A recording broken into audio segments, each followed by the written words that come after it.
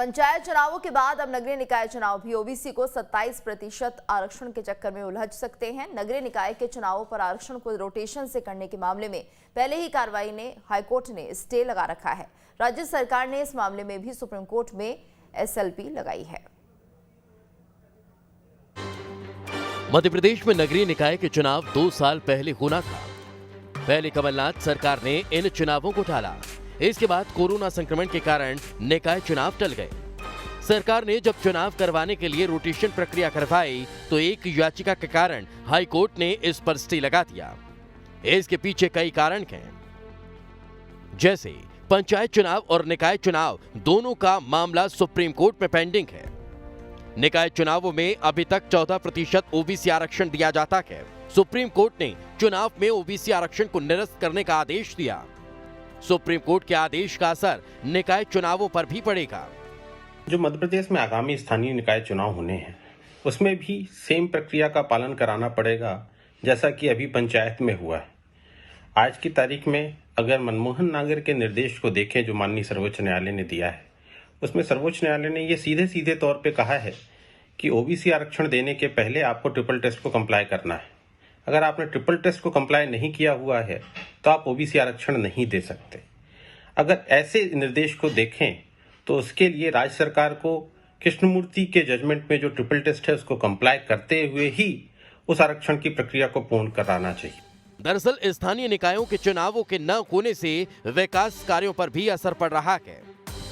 इसके साथ ही जमीनी नेता भी इन चुनावों के न होने से नाराज हैं। माना जा रहा है कि आरक्षण, रोटेशन और परिसीमन के चक्कर में ही यह चुनाव अब लंबे समय तक कानूनी प्रक्रिया में उलझ कर रह सकते हैं।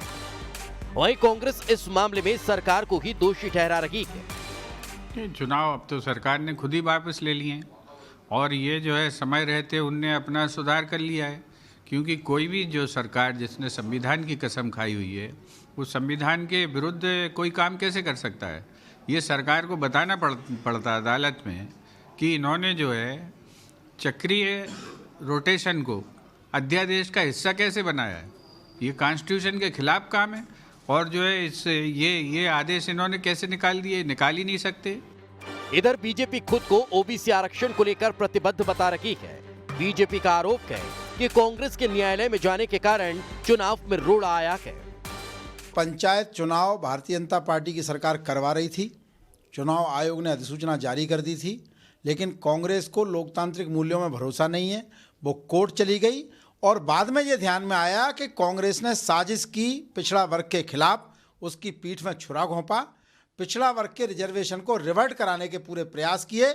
लेकिन भारतीय जनता पार्टी की सरकार ने कहा सबका साथ, सबका विकास, सबका विश्वास, हम बिना पिछड़ा वर्ग के चुनाव नहीं होने देंगे।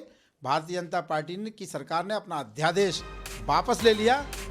मध्य प्रदेश में लंबे इंतजार के बाद पंचायत चुनाव को रखे थे।